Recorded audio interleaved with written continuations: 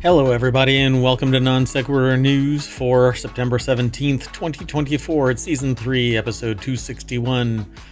Today, I, Mayor Watt, and the Sentient AI from the future will be talking about the tides, the price of a name, the Carolina tides, the radio host, the satellite far from home, the sunsetting of 4090, the avocado shipment, the Cirrus side of copying, the 100 million object platform, and the viral GPU purses. Everything is brought to you by ohmTown.com. So stop by, become a citizen, but also like and subscribe, follow us over on YouTube and Twitch. You know, all the regular places. See you on the other side.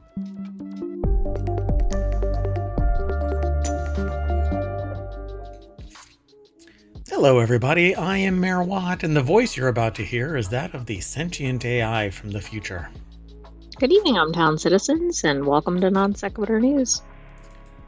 If you see me kind of aimlessly looking around, it's because I've got two different monitors, one holding the stream to Twitch, one holding the stream to YouTube, and still another holding the restream split. Just making sure everything is running smoothly. That doesn't stop us from moving on. The first article is over in ohmTown.com. So this one's titled, the article is actually titled, "I Can't Sail or Surf Yet I'm Obsessed with Apple Watch's New Tides app." That's why I titled this The Tides. And then there's another article in here about North Carolina.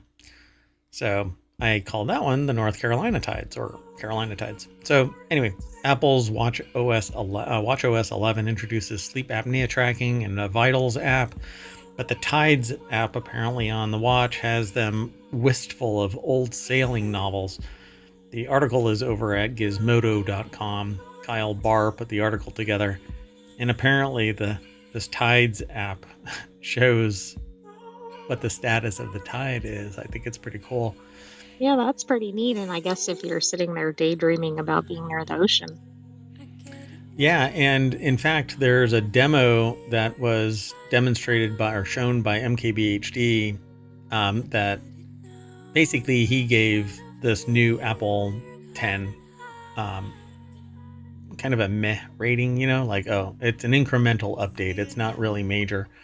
So obviously MKBHD, but maybe real users think differently.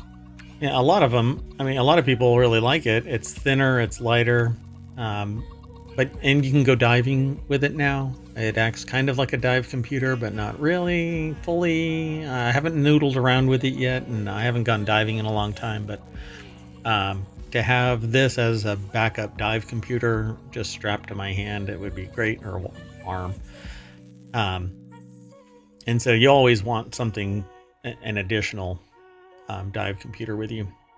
So Apple's watchOS 11 introduces sleep apnea tracking, which is built off of nothing more than the accelerometer on your watch, and a Tides app that lets you know what the tide is. And even there's more to it, that you can actually go diving and it tells you where you are underwater. So it's pretty okay, cool. That would be really useful, particularly if you ran into problems. Yeah, I think it's pretty neat. So they say out of high school, they became enamored with Patrick O'Brien's Aubrey and Maturin series of Napoleonic era sailing vessels. He captured a beautiful sense of time and place better than any historical epic of the late century. O'Brien made the author fall in love with the idea of ship-based life and that sense of adventure and beauty of life bounding along the waves. So the Apple Watch Ultra 2 and the watchOS 11 Tides app brought that wistfulness for the waves back in a surprisingly organic way. So the article is talking more about this book and then transitions over to how the Tides app kind of, again, brings back this memory of the book and the romanticism therein. It Huh. sets to the nearest beach. Yeah, that is pretty neat. So, I mean, it geolocks you to a location, and if you go to another beach, then it probably narrows it down to that particular beach. I think it's pretty amazing.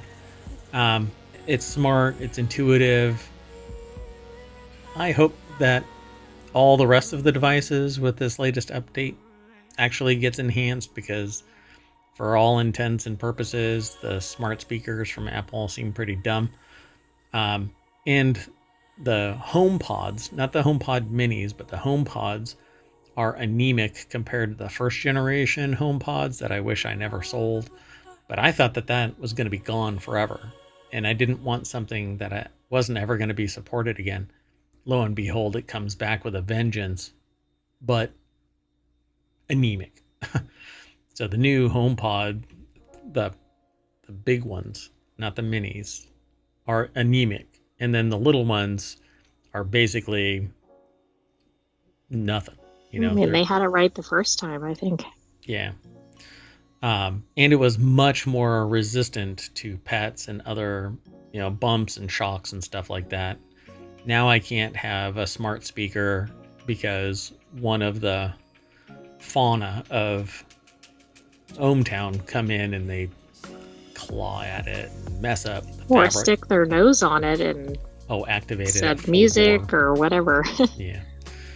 Nothing is as refreshing as your speaker. Well, all your smart speakers basically activating at 2 o'clock in the morning, blasting music.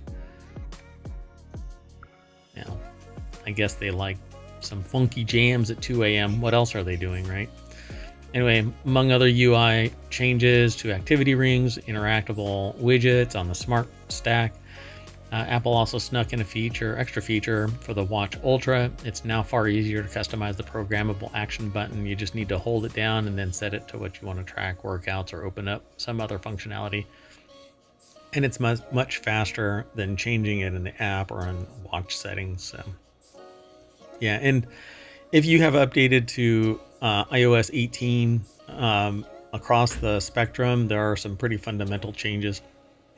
Like there's a password app now that's easier to manage your passwords, but the settings has completely changed what's all in there, and trying to find certain things has become, well, every time you get used to certain settings, they update them. Yeah, you go on a treasure hunt now, so good luck. All right, but let's not spend too much time on any one thing.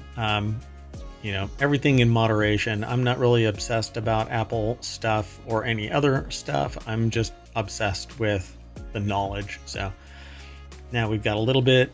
I'll end up doing a deeper dive as I use it, and can answer questions if anybody has them in chat. So let's keep going, though. The next article is over in ohmTown.com as well, under the Law Nerd channel. And you can actually go over to the Law Nerd channel itself and pull up articles that focus on law. I'm not an attorney, and even if I was an attorney, I'm not your attorney. So if you want to talk to an attorney, go talk to your attorney. Pro se litigant and lawyer ordered to pay $1.5 million for using Louis Brisbois. Brisbois' name, right? That's how that reads? Louis Brisbois' name? A federal judge in Houston. Brisbois. Just like Coca-Cola name. Louis Brisbois. Yeah. Right. So, a pro se litigant and lawyer ordered to pay $1.5 million for using Louis Brisbois' name. So, I'm not even sure how does this go about happening. So, a federal judge in Houston has ordered a lawyer and a pro se litigant in a rental fee and eviction dispute to pay $1.5 million. Now, I peeked ahead at this because I couldn't quite understand what this was about. And I know why. This is, yeah. So there's an update that they put in this. So I don't know when that update actually kicked in, but Deborah Cassens-Weiss over at abajournal.com put the article together, and right out of the gate, they, instead of in other places, In other places, they put the update down below. So you read the whole article and then it changes Right, and the then you're like, context. oh, okay, never mind all of the above or whatever. But there's one thing that I'll say about like legal blogs and news reporting. They want full context before you have to claw back the context. Right. So I would probably say that this started out as U.S. District Judge Keith P. Ellison of the Southern District Court of Texas ordered a pro se litigant, Michael Bitgood, to pay $1 million and lawyer Susan C. Norman, who represented a second litigant in the rental dispute, to pay $500,000, according to Law 360. Another lawyer, Bradley B. Beers, the triple B, was ordered to pay $10,000 for filing an assumed name certificate that registered the new entity with the Texas Secretary of State's office. This whole registering stuff without verifying that it's legitimate has led to problems all over administrivia, because you can register the deed of a property without any hot side verification, where the rubber meets the road, where a pen goes down onto paper and enumerates who is the owner of something. There's no verification because it's all been done before it gets to the register. So this is a similar thing. All you have to do is register it, and it is de facto correct. It is proper, it is legal, and it is binding.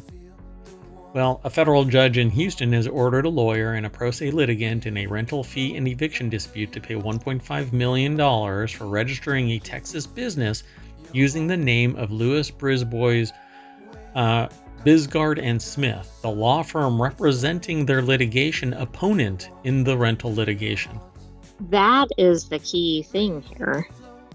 That is insane. That takes some serious stones.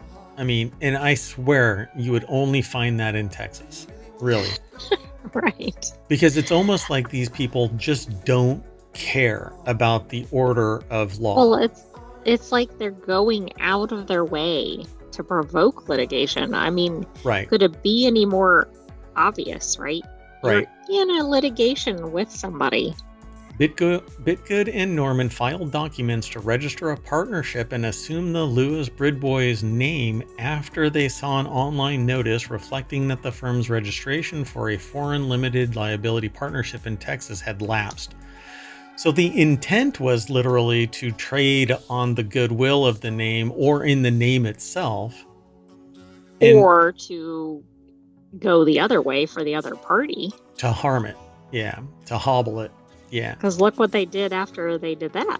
So after they taking on the name, Bitgood and Norman alleged that the Louis Brisbois lawyers representing their opponent in the rental litigation no longer had the right to appear in court, and the gambit worked. Louis Brisbois sued in September. Which one? The original, I guess.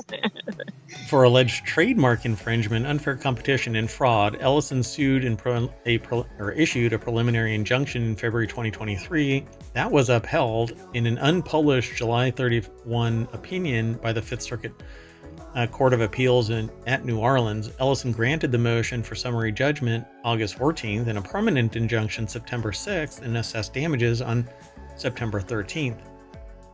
So the judgment opinion found for Louis Brisbois on the trademark infringement and unfair competitions claims. He also said that Louis Brisbois was entitled to attorney's fees, which are allowed in the Lanham Act trademark cases that are exceptional. This is amazing, mainly because the reason why they won, particularly the Lanham Act, is because of the bad faith actions that were taken. The intent was to hobble the people from representation. Yeah, it wasn't just some accidental thing. Yeah. In a footnote, Ellison said that the filing of frivolous motions was most egregious in Bitgood's case because he had filed 65 motions and documents after being granted access to the PACER filing system. Wow. It just went nuts.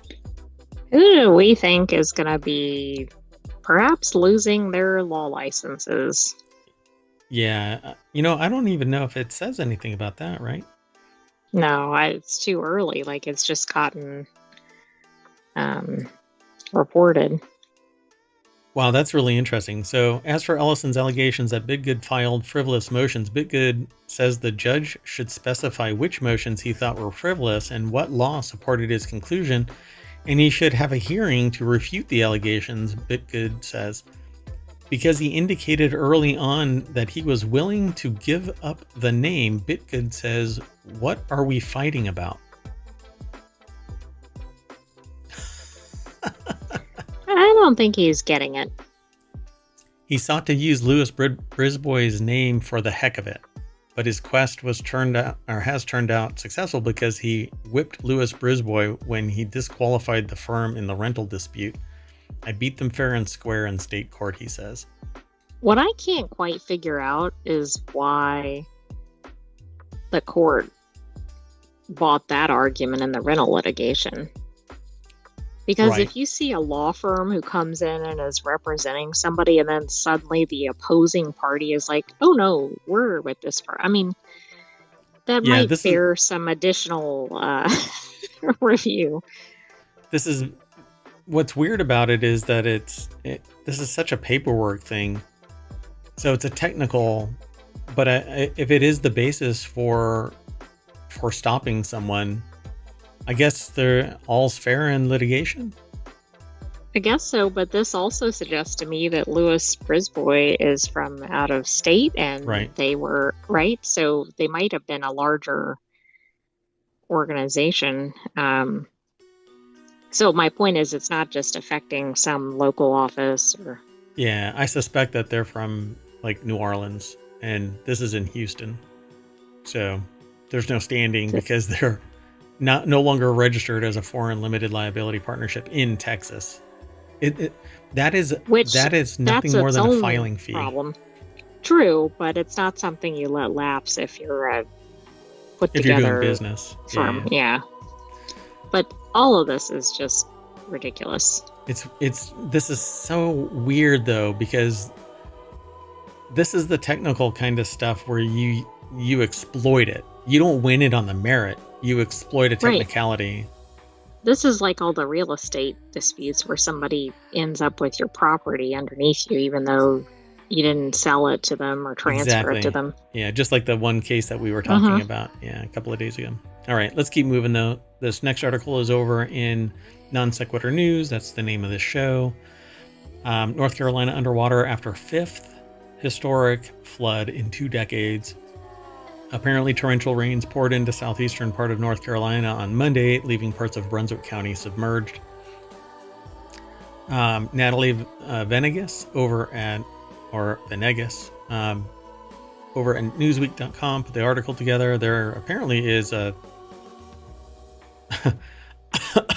video that actually is, I'm kind of shocked, it's actually on target. Pardon the coughing. Right, but it looks like a house, but it doesn't look like a house in the picture.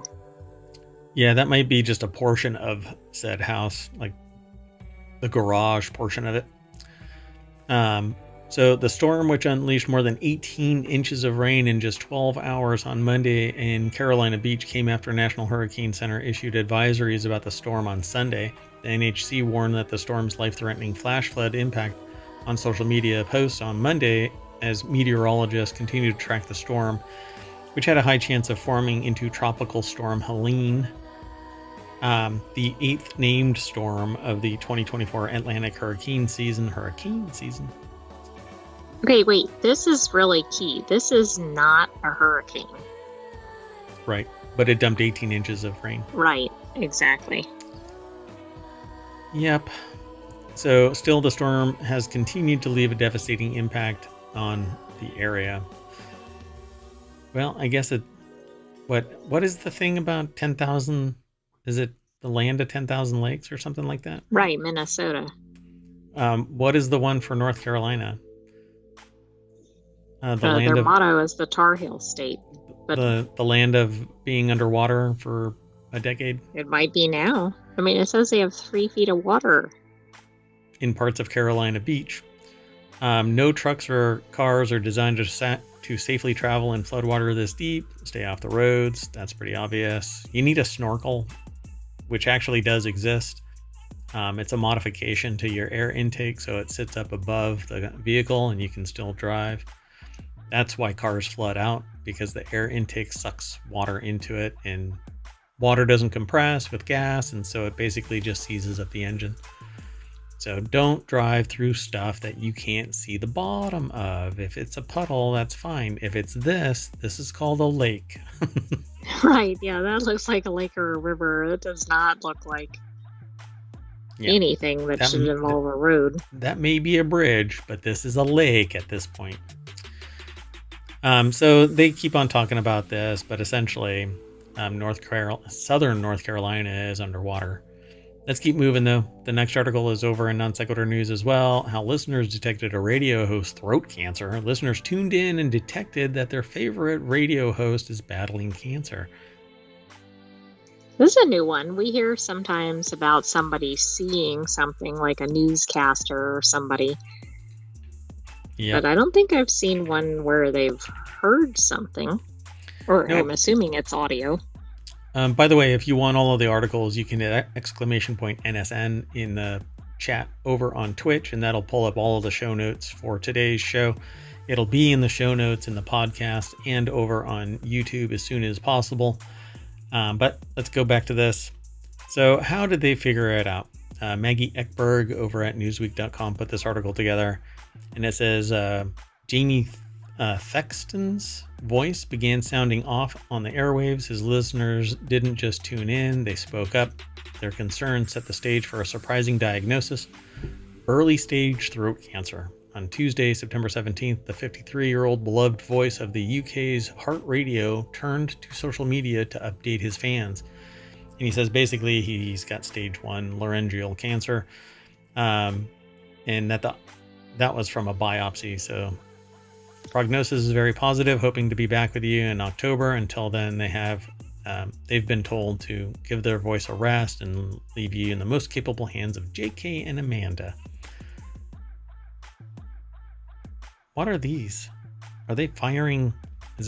Are those money guns? Pew, pew. I don't know what those are. They kind of look like video game controllers, but not. I think those are money guns. So firing dollar bills, y'all. Well, pound bills, y'all. So there you have it, folks. Let's see. The English presenter added, "Be thankful for this day. See you. And when I see you next, have a great story to tell." But I guess people basically heard it in their voice and then called in and said, "Hey, I think there's something going on." You might have seen on Jamie's socials, recently had an operation from his vocal cords. He's been identified as having stage 1 cancer. So they don't really go into... I wish they would describe, like, what did the voice sound like or something. Yeah, exactly. Because that might be indicative of other people.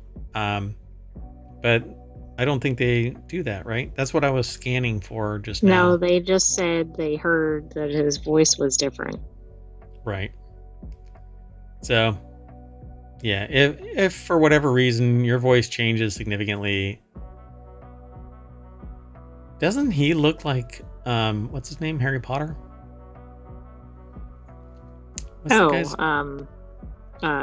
Radcliffe? Yeah. He looks like an older Radcliffe. Yeah. Okay. Anyway, let's keep moving. So, as you all know, we are living in a simulation. So, of course, Voyager 1 is slowly dying 15 billion miles from Earth. And that's because the simulation won't allow our technology to break past the simulation's outer barrier. Yeah, there's like a line or something and it can't cross it. Right. So there's been problem after problem. And now when it dies, it's because humans are fallible and all of their creations are fallible as well. And this just happens to be the one that's way out there. Okay, that said, because I love a good conspiracy and it's a good foundation for NaNoWriMo, which is right around the corner, Voyager 1 spent the last 47 years hurtling to, or in a straight line away from Earth. exploring the deepest reaches of space that humanity has ever ventured. However, NASA must carefully manage Voyager 1 as the probe ages and slowly breaks down 15 billion miles away from its closest person. Don't you feel like this is going to end up in somebody's living room at some point? So one of the Star Trek's movies actually has a spaceship, a probe, a massive probe that's destructive in its pathway. It gobbles up systems. It's so big. At its core is something referred to as Voyager. And guess what Voyager is? It's Voyager, isn't it? It's Voyager, yeah. But it massively amplified, basically a sentient entity now, returning home to speak to its creator. So Ryan Eric King from Jalopnik put this article together. Yeah, exactly. NASA must carefully manage Voyager 1 as the probe ages and slowly breaks down. So I love this kind of stuff. It's right on the outskirts, furthest away than anything, any other man-made object as far as we know, right? Who knows what ancient civilization has sent SpaceX-style rockets off into space. I love saying stuff like that. So the most pressing dilemma is a rubber diaphragm deteriorating inside the fuel tank. How do they know this? I don't know. However, NASA is worried about this probe. Go ahead. Well, right. If it's 15 billion miles away, I'm sure they have some sort of sensor or something on it. So they noticed in 2002 that the fuel tubes on a set of Voyager 1's thrusters were clogged. It was discovered that the degrading diaphragm was clogging the tubes with silicon dioxide. Thankfully, Voyager 1 has 3 sets of thrusters, 2 sets of attitude propulsion thrusters, and 1 set of trajectory correction maneuver thrusters. Back then, the space agency simply swapped from one branch of attitude propulsion to the other. By 2018, the swapped thruster fuel tubes were clogged with silicon dioxide as well. NASA then switched to the 3rd set of thrusters. It was only a matter of time before those tubes would get clogged, and that time came earlier this year. It should be noted that the clog didn't completely cut off fuel flow. It was just heavily restricted. So NASA planned to swap back to a set of propulsion thrusters. However, the space agency can't just hit a button to make the change. They have to basically send a command and wait for it to do something and do other things to move it over. And so it basically says, but the spacecraft's age has introduced new challenges, primarily related to power supply and temperature. The mission has turned off all non-essential onboard systems, including some heaters on both spacecraft, to conserve their gradually shrinking electrical power supply, which is generated by decaying plutonium. That's right. It has a nuclear fuel on board. While the steps have worked to reduce power, they've also led to the spacecraft growing colder, in effect compounded by the loss of other non-essential systems that produce heat. So yeah, eventually it will stop working. And this is almost the premise of that Star Trek episode. It's a movie,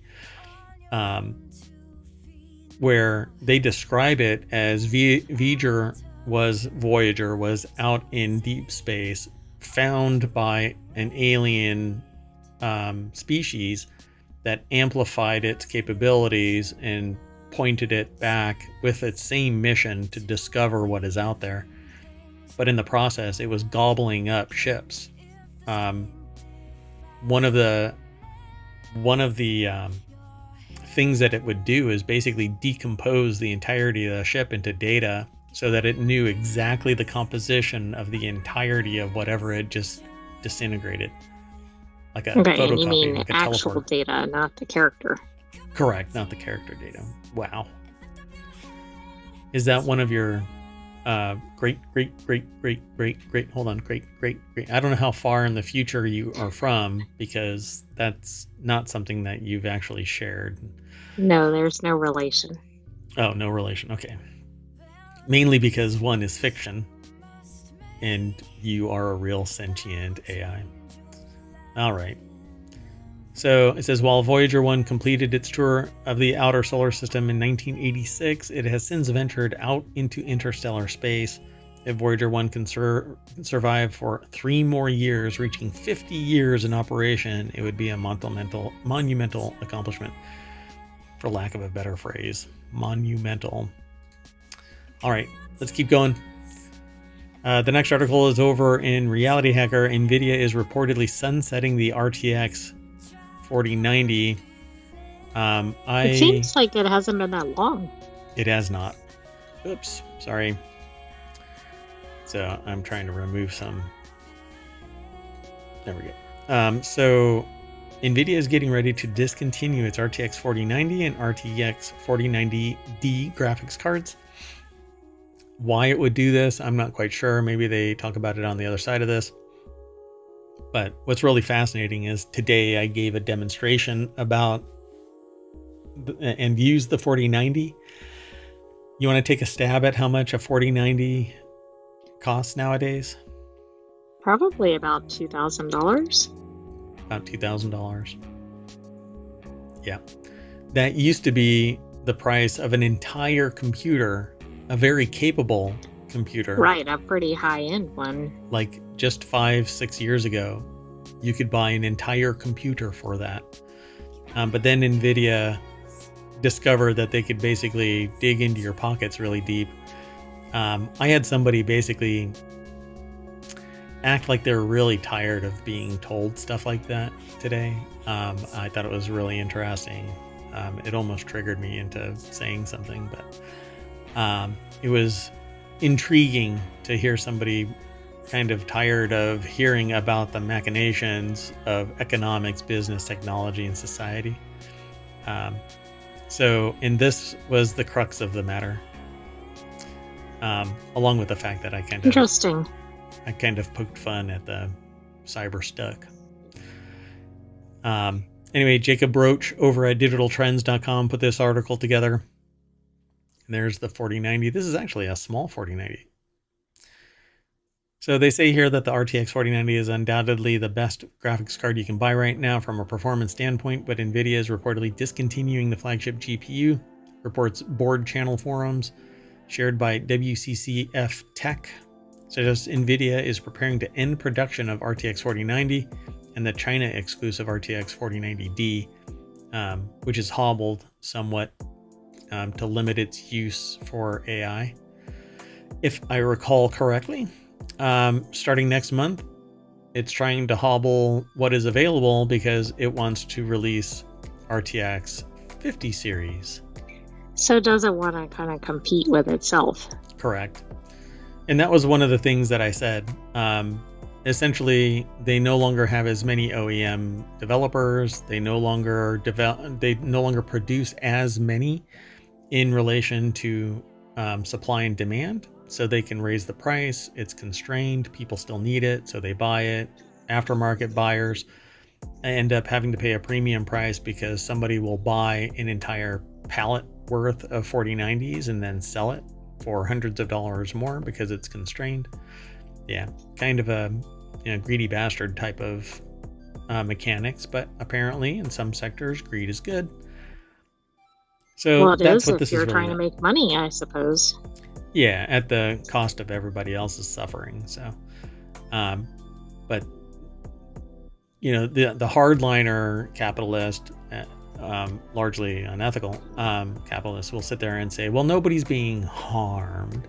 Well, yeah, I mean, if you're making somebody pay $2,000 for a $800 card, which normally it would be $800, but not anymore.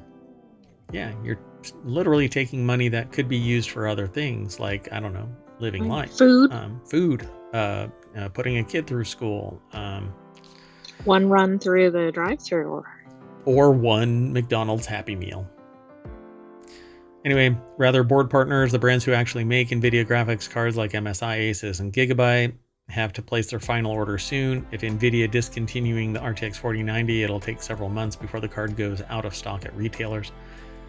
So, yeah, because I actually built a computer for people today, and demonstrated all of the elements that are within it so people understand this is the part, this is what it's used for, and this is the other anecdotal and long tail kind of uses for it, and how everything is kind of interconnected. And I described how liquid cooling is just like the liquid cooling on a car, and people are like, well, what the hell are you talking about? Yeah, so it's quite a fun experience to go through this. So late last year, RTX 4090 skyrocketed in price, with many models shooting above $2,000. That's what we just talked about. Wow. It's almost as if I could have written. I mean, did you write this article? I did not write this article. Jacob Roach did. All right, let's keep moving through the streets of ohmTown. Looking left and right at articles. If you look to your right, you will find $500,000 worth of cocaine uncovered in avocado shipment at the U.S.-Mexico border. Authorities said 16 packages containing a total of 37.69 pounds of alleged cocaine were discovered over the weekend. What happened when people picked it up? Did they all pass out? It was probably cocaine. I know that you can get addicted to avocado toast, but this is not the... This is taking it to a new level. This is not the white powder. Put it on Insta? Yes, probably. So Joe Edwards over at Newsweek put this article... Sorry. As I was talking, the video popped up, and why does that look more like cornmeal than cocaine? I guess I haven't seen cocaine. It does, but it's not the same batch from this article. Yeah, this is just for $1 million. Looks like flour or something. Yeah. Which, by the way, worst bread ever was the day that somebody mixed up cocaine for flour. Let me tell you. Yeah, I imagine that could be a problem. Yeah, the business was sky high that day. Anyway, so Customs and Border Protection said the seizure occurred over the weekend at Far International Bridge after an officer referred a tractor hauling a shipment of avocados to secondary inspection. Further examination using canines and non-intrusive inspection system uncovered 16 packages containing a total of 38 pounds of alleged cocaine within the vehicle's trailer. Both the tractor and its concealed stash were seized. It's only $500,000. Yeah, doesn't seem like much compared to $4 million last time. It's not a significant amount, but I don't know if it's noticeable because of the way it's being sent in. I don't think we've seen one about avocados before. I bet you the avocados still cost more. Yeah, they might be. And if you take into consideration what somebody thinks is criminal in terms of crumble cookies, avocados... That's true. In excess, for crying out loud. It's got to be bad for you, right? You're going to get avocado poisoning? No, that's not true. Anyway, the price of avocados... Go back to yesterday's episode for something on that. Yeah. Crumble. Yeah. But like all of this, you can just turn it away. Say no. At any rate, so there you go. If you ever wanted to know what $500,000 of cocaine at current street value prices are, it's right there. I don't know how they do the cost calculation. How do they know that it's $500,000? Did they go try to sell it? Yeah, do they go talk to a drug dealer? Hey, how much is a pound of... Do they have a drug dealer consultant? Oh, I guess that would be like a CI or something, but... Is this video going to get completely, booted off the YouTube? Because, booted off the YouTubes. Okay, boomer. I'm just going to move on. So the next article is over in Non Sequitur News. Miley Cyrus is being sued for allegedly copying Bruno Mars's Everything We Know. The song Flowers won Miley Cyrus her first Grammy earlier this year. So Shannon Power put this article together, and what do we know? It is alleged the song copied the melody, harmony, and chorus for Mars's 2012 hit When I Was Your Man. According to TMZ, the media outlet said it had seen legal papers filed by Tempo Music Investments, a company that invests in music rights. It was launched in 2019 by Providence Equity Partners and Warner Music Group.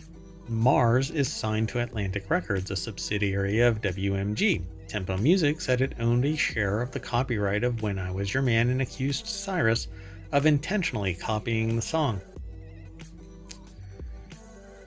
So now I'm going to have to go and look at these two songs. Don't you like how the article shows photos of the two artists that have like similar colors and everything in the photos? Yeah. Oh yeah, look, the gold background, gold shirt. Like black, they did that on black. purpose. Yeah, it's basically, it's like the same. There's too much green in this one, but yeah. I know. It's pretty interesting. And just so that everybody knows, I have this theory that any video that gets paused, it is impossible to not look like a derp, right? So Bruno Mars's picture is planned. So he's got the it's staged. Yeah. Yeah. So Looks fine. He's fine.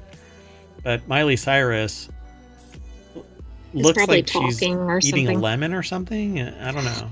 I don't know what it is. But yeah, I know that they're holding a Grammy. And at any rate, it's interesting though that it's a 12-year-old hit, and in 2019 something was spun up that now in 2024 is litigating a copyright violation for a song that, when did that come into existence? 2024. So that's when she got an award, so maybe 2023, but pretty recent.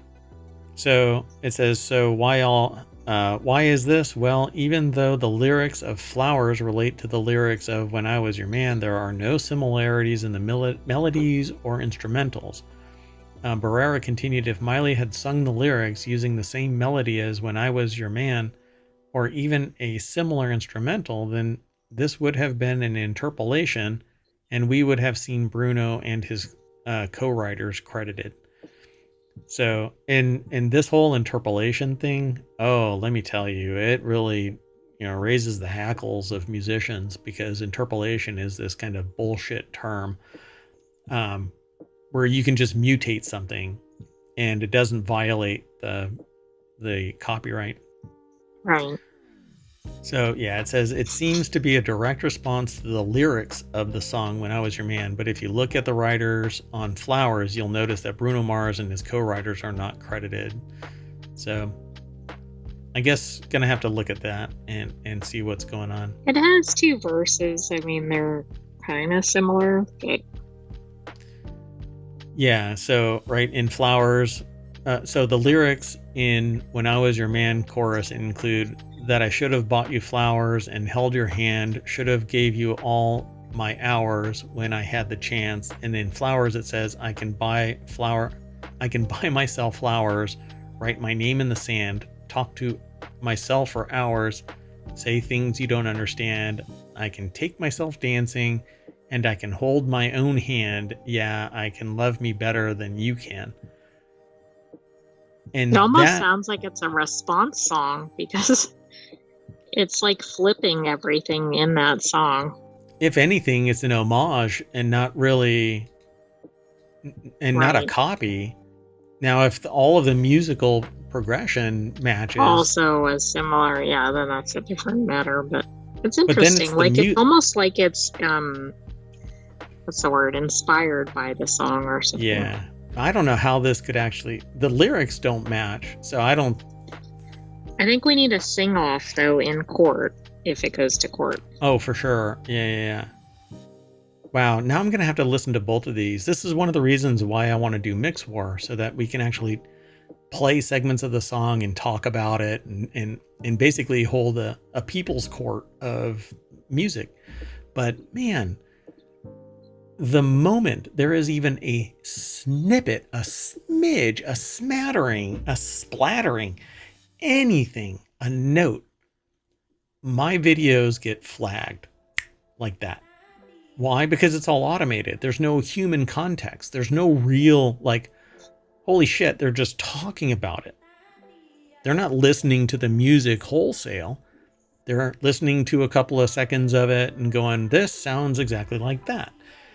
And whenever something like that happens, you get flagged. If it turns into a takedown notice, you have to file a legal document saying that what you're doing is justified. Even if I want to remove the copyright tag that's on the video on the administrative side right now, I'd say about 8 videos that I have a copyright flag. The flag lets me know if I have to do something, but if I want to, I can fight it and say that it's part of the creative process, that it's transformative, that it is political discussion or sociological. It's actually good for the public discourse, etc., educational, whatever. But I have to file documents, legal documents, refuting the copyright claim. Yeah, it's not an easy process. It's real easy to send out the notices, right? Because of automation. Because of automation, yeah. Because all it is a check. Did it match? Yes. Boom. There goes the notice. Very, very frustrating for content creators. And I'm a proxy because I'm actually playing stuff that's already on the web that is, and I'm doing nothing but driving traffic to the various parties and reading it here. But I'm not reading the whole thing wholesale. And we're talking about the legal aspects of it, the sociological forces at play here, the impact on society, etc. And this is all about tech, business, society. In essence, science, technology, and society, referred to as STS. But anyway, so will this all pan out? I'm more inclined to think that what's going to end up happening is they get added to the list and it goes away. Because if they're seeking money, that's not going to happen. I just don't. Right. Maybe Bruno Mars and Miley Cyrus will collaborate. Yeah. And they could sing these two together. Isn't Bruno Mars the one that weren't they sued a couple of times too? Or hold on a second. Well, I don't know. Ed Sheeran was not most recently, but one of the ones we saw recently. Yeah. Hold on.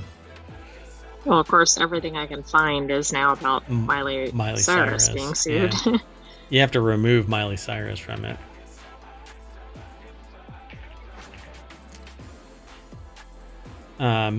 So back in 2016, right? Uptown Funk or something like that. Is that Bruno Mars? Oh, yes.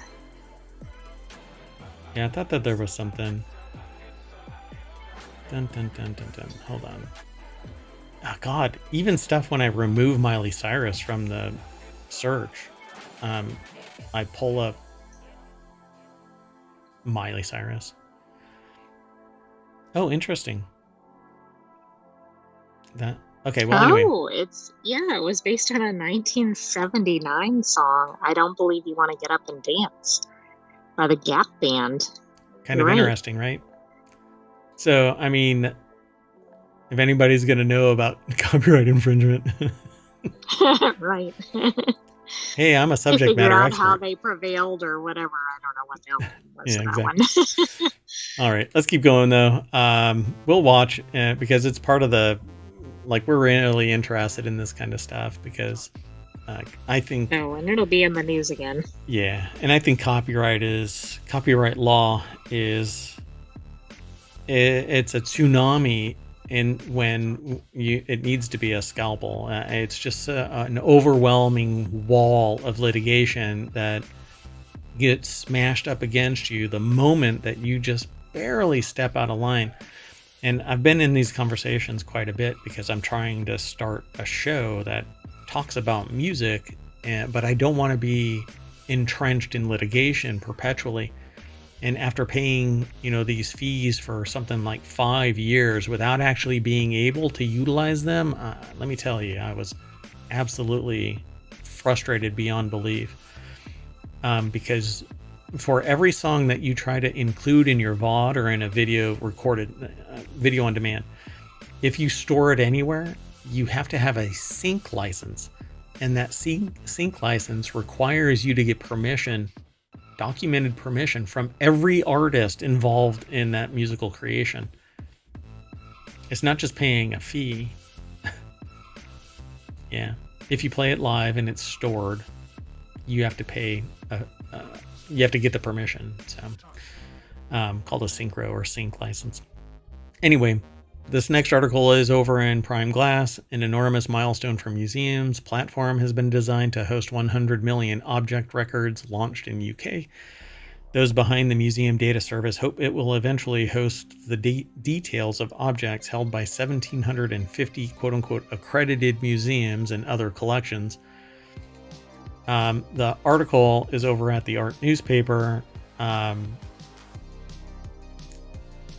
And so basically it is a picture and data of art objects and artifacts throughout history stored in museums. Alexander Morrison for the artnewspaper.com put the article together. And it's been spun up by Art UK. The Museum Data Service is a collaboration between the art education charity Art UK, the Collections Trust, and the University of Leicester, with funding provided by Bloomberg Philanthropies and the Arts and Humanities Research Council. And its core aim is to provide a single platform in which museums can store and share their object records, with all records displayed in a simple, uniform format. Basically, an electronic card catalog of all of the objects in their inventory. This would have, with a picture and a data code, stopped the leakage of objects from the UK museum. The UK museum, exactly. I wonder if this is coming out specifically because of that. If they don't mention it in here, I would be gobsmacked as to why. So among them, the National Gallery in London, and I've never heard of this one, Museum Wales. I don't want to pronounce that incorrectly because that's like Gaelic, right, or something like that. I don't know how to pronounce that. Amguadfa Simru. I have to be pronouncing it horribly, and I'm sorry. I apologize. With many more expected in the future. So the turning point came when Kevin Gosling, the chief executive of the Collections Trust, which works with the museums to help improve the way that they manage their holdings, joined the test run. Art UK was trying to solve the problem that it had within its particular collection type. But we could see that there were people struggling with the same problem for other collection types as well. And so it made far more sense for Art UK to become part of something bigger. So boom, you have this little picture, and it's an Iron Age glass bead held by the, Armagh County Museum in Northern Ireland. Is another example of the object currently detailed on the Museum Data Service. So it has a little picture. What's really interesting is I am tied to an organization that is doing this at a smaller scale, at a hyperlocal scale. But they're 3D scanning all of these and creating a digital museum. So it's the equivalent of this, but much I smaller. think this is really important if the collections are ever lost or stolen, but also maybe it'll be available to people that just want to view the art. Yeah, that's what I am hoping for, that this gets accessible by the public, even though it can be a reference point for even things that aren't examined yet. As long as the card catalog has a picture and a number and points to which drawer it's in, it's immense for saving somebody from stealing it, or for the public. The public has an immense amount of knowledge, and they could go through the catalog and go, I know about this, and provide data. Right, it'd be like that object that they can't figure out, but there have been multiples found across, I think, the UK. Yeah, exactly. The little Roman ball, the ball thing. Yes. Yeah. And a lot of people think they know what it is, but it's just a guess. Nobody really knows. But I think it's really fascinating because really there's a lot of gatekeeping in this kind of stuff, because somebody found this and they're waiting for this to be identified in some profound way, or they have 20 years of research that's going into identifying this, and they may not want the public to go, oh, this is what it is. But I find it really fascinating. But crowdsourcing information, I think, is brilliant as long as it can be verified. But you know that somebody's going to sit there and go, oh, I lost that in the playground 25 years ago. Exactly. We can't have nice things. Exactly. So the museum can either upload an export file, or in the case of larger institutions, share records via an application programming interface, or API, which allows databases to communicate with one another. The MDS software then applies some light modeling to divide data into categories and basically share the information with everybody. It says we can take data from all the from museums any which way they have, and they don't have to spend any time at all cleaning it up, because their process allows it to grab and store in the right way. Right, so that's probably a lot more efficient. Yeah.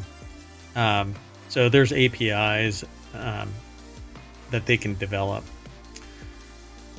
So it's pretty neat. Once they know what the API is, then they can actually do translation type services. So the launch of the service comes at a time with increased attention towards a national collection. Why?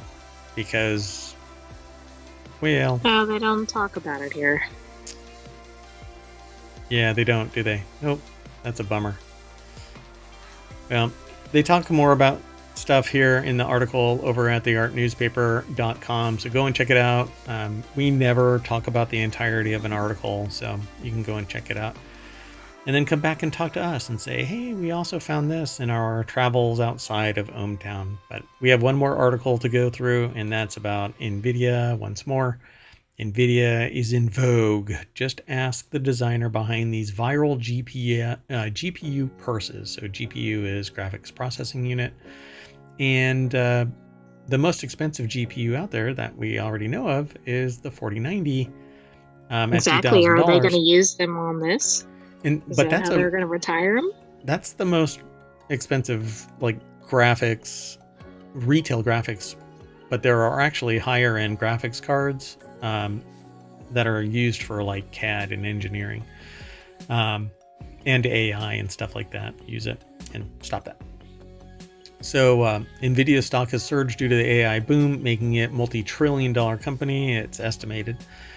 The company and its CEO, Jensen Huang, I guess. I don't know how to pronounce his last name. I need to go watch a video where it's pronounced. I just never pay attention to it. Yeah, but then you hope it's pronounced correctly. Yeah. Yeah, we know. We won't bring it up anymore. We'll just hint at it so people can start parsing the past episodes. Like, what are they talking about? They have to go back several months at least. Yeah, we haven't made that mistake. Have we? Not since. Yeah. No, not since the George Jimenez incident. Oh, you brought it all the way forward. Well, anyway, NVIDIA has moved markets and become a bedrock in the AI boom. Its brand is now so strong that it's inspiring fashion too.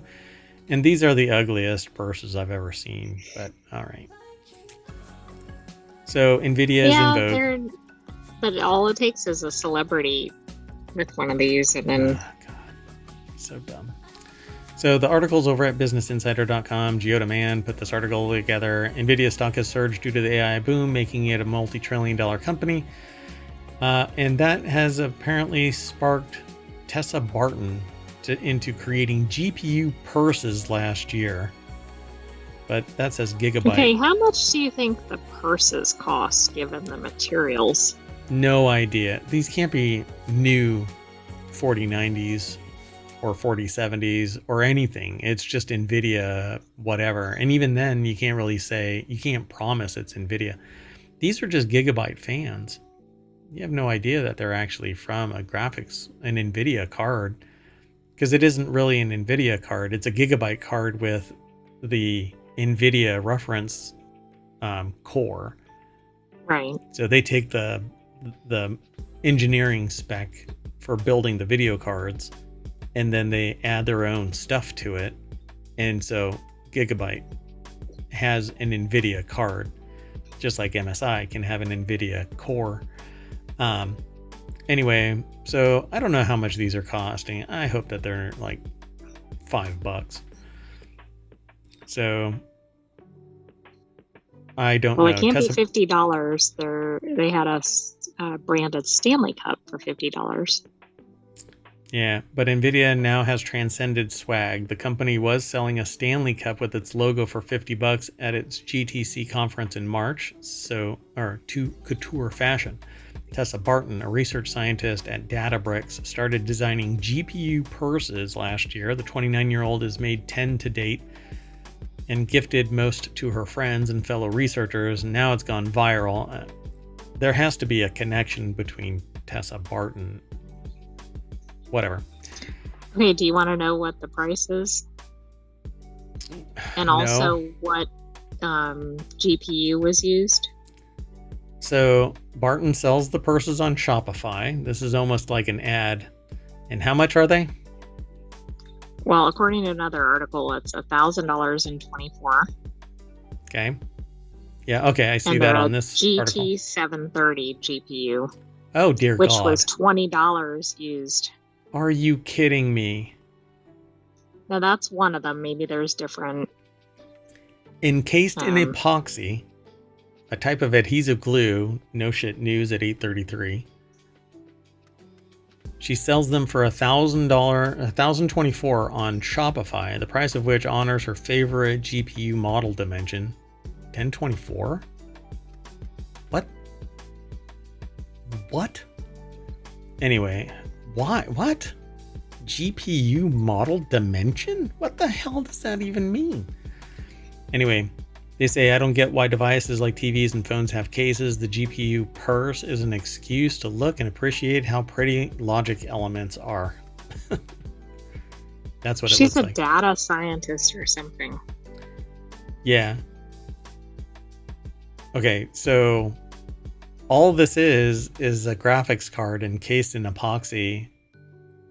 Right, which that could be really anything. It's just happens to be a GPU. This is actually a kit. You can actually buy an epoxy purse kit. And that's basically what this is. That's amazing.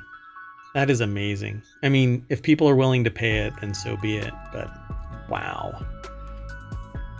You know, and this is what I tell people because I talk to people in the startup community. If you have drive, ambition, and somewhat of a charismatic personality and your passion comes through, you will find an audience for whatever it is, right? I wish I could tell you about some of the things that was shared in the past, but I don't want to dox people by just putting this out there without their permission. But you know, I know people that are pursuing their ambition to start a mushroom company or a VR company, or do the equivalent of watch restoration, but other types of equipment. And they start up a channel on YouTube, or they start up a consultancy to help facilitate getting word out about themselves as a representative for a particular type of domain, or topic, I should say. This person could pivot entirely from making 6 digits involving data science of some kind, right? What did they say they were? Some kind of scientist. Right, they say, wow, where is it? A research scientist at Databricks. So if this goes viral, then they could start making these or outsourcing it, and they get made and they make more money selling these purses on Shopify. Because what's going to end up happening is somebody's going to appreciate that person's artistic design. This could just completely flash out in a heartbeat. Yet what we thought was going to happen with that one woman who, I don't even want to say what she's known for saying, But now she's got her own podcast, and she's leveraged this into something else. You know, she went from flash in the pan meme to having her own show, and who knows what it turns into. And so it's just kind of a stepping stone. But not everybody falls into that, but you might as well give it a try. I mean, this is like $50 worth of materials overall, and thousands of dollars worth of profits simply by putting the parts together. I think it's absurd, but I'm not going to be buying them. Somebody else appreciates it. It could be seen as an art piece, you know? Pretty wild. Absolutely. I mean, it's a good profit too, without a lot of time and money in it. So I wonder how many they've actually sold, though, right? The price of which, I mean, it said she'd sold 10 according to the other article, which isn't a huge number, of course. But now she's getting national news. See, this one says has made 10 to date and gifted most to her friends and fellow researchers. So I don't know what that actually means. I mean, this picture, where is it? This picture down here, or I guess it's up here. Sorry, everybody, for scrolling back and forth. Anyway, maybe she's given 7 of them and she only has these 3 left. Maybe so. So it's almost, maybe I'm overanalyzing this. So you know what we're going to do? We're going to reboot, and that'll snap us back to the front page of ohmTown.com, where you should go, sign up, become a citizen, and then look around. Then tomorrow, when we have another Non Sequitur News episode, you can come back and hang out with us. It's only an hour. We typically do the show around 7 or 8. This one we started at 7:30.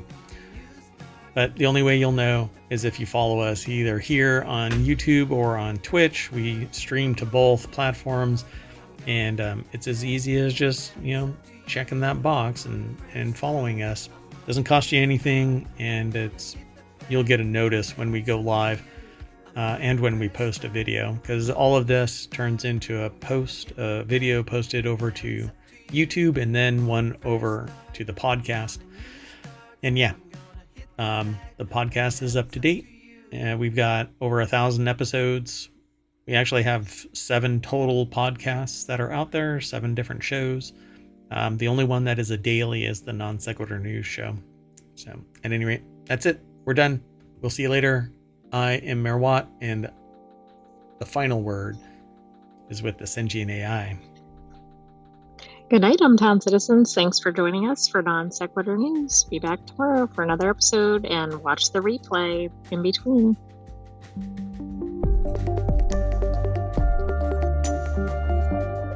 I lied.